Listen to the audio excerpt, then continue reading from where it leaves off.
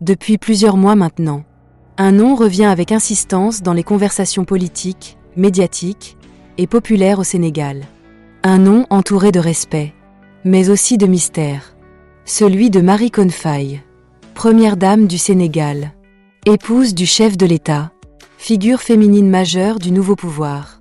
Mais au-delà du protocole officiel, au-delà des apparitions publiques soigneusement orchestrées, une interrogation persiste.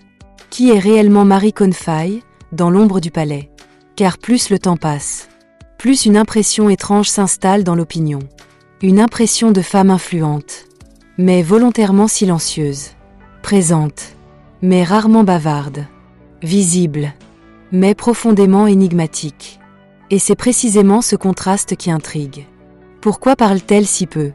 Pourquoi accorde-t-elle si rarement des interviews personnelles? Pourquoi son passé reste-t-il aussi peu médiatisé comparé à d'autres premières dames africaines? Autant de questions qui ont ouvert la porte à toutes sortes de suppositions. Dans les médias, sur les plateaux télé, dans les débats politiques, mais surtout sur les réseaux sociaux. Certains internautes affirment qu'elle détiendrait une influence discrète mais déterminante dans certaines décisions sociales. D'autres pensent qu'elle jouerait un rôle stratégique dans la gestion de l'image présidentielle familiale. Certains vont encore plus loin, évoquant des confidences privées, des choix internes ou des arbitrages familiaux qui ne filtrent jamais publiquement. Bien sûr, aucune de ces affirmations n'a été officiellement confirmée. Mais leur répétition, leur persistance, leur circulation continue, ont fini par créer une aura particulière autour de son nom. Une aura faite de respect, mais aussi de curiosité intense. Car dans l'histoire politique africaine, et même mondiale, les premières dames les plus silencieuses ont souvent été les plus observées. Celles dont on ne sait presque rien. Celles qui ne se livrent jamais totalement. Celles qui maîtrisent chaque apparition, deviennent naturellement des figures de fascination collective. Et Marie Cohne Faye semble s'inscrire exactement dans cette lignée. Une femme dont l'image publique est parfaitement maîtrisée, mais dont les coulisses restent largement inconnues du grand public. Alors aujourd'hui, dans cette vidéo spéciale, nous allons explorer en profondeur ce que beaucoup appellent les supposés secrets de Marie Cohne Faye enfin dévoilés. Il ne s'agit pas ici de rumeurs gratuites, ni d'accusations, mais d'une plongée analytique entre perception populaire, lecture politique et réalité institutionnelle. Car parfois, les secrets ne sont pas des scandales, mais simplement des vérités méconnues que le silence rend intrigantes. Installe-toi confortablement, ouvre grand tes oreilles, car ce que tu vas découvrir pourrait te faire voir la première dame du Sénégal sous un angle totalement différent. Retrouve-moi après le générique pour plus de détails.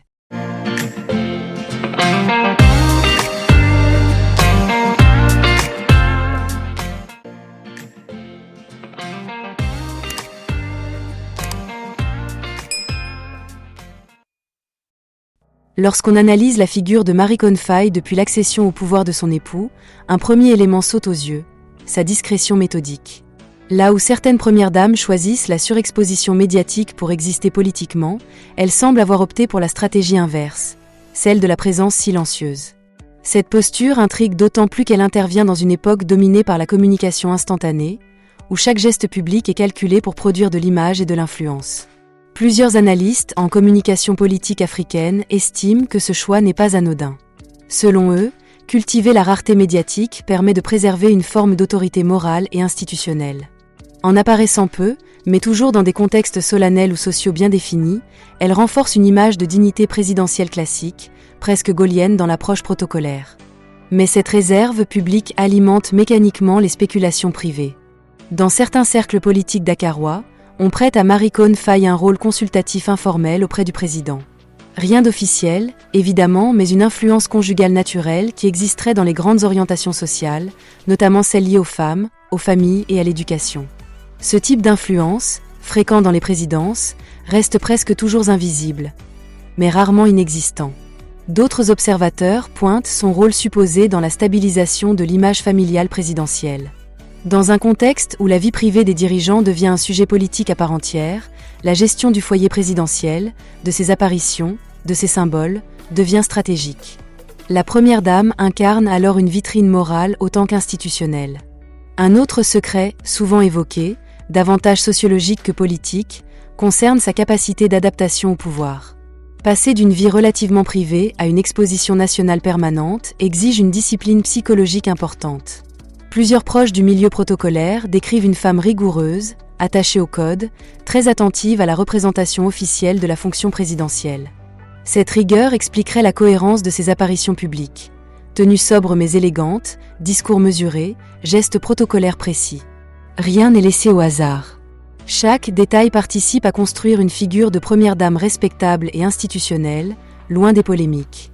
Mais c'est aussi cette maîtrise extrême qui nourrit l'idée qu'une partie de sa personnalité reste volontairement cachée au public. Non pas par dissimulation, mais par culture de la réserve. Une valeur encore très présente dans certaines élites ouest-africaines, où l'exposition excessive est perçue comme incompatible avec la dignité du pouvoir. Enfin, il y a la perception populaire. Dans l'opinion, deux images coexistent. Pour certains, elle incarne la stabilité, la pudeur et le sérieux présidentiel. Pour d'autres, son silence médiatique entretient une distance avec le peuple. Deux lectures opposées, mais révélatrices de l'impact réel de sa figure. Car qu'on l'admire ou qu'on s'interroge, Marie-Khone Faye ne laisse pas indifférent. Et dans la politique moderne, la fascination est déjà une forme de pouvoir.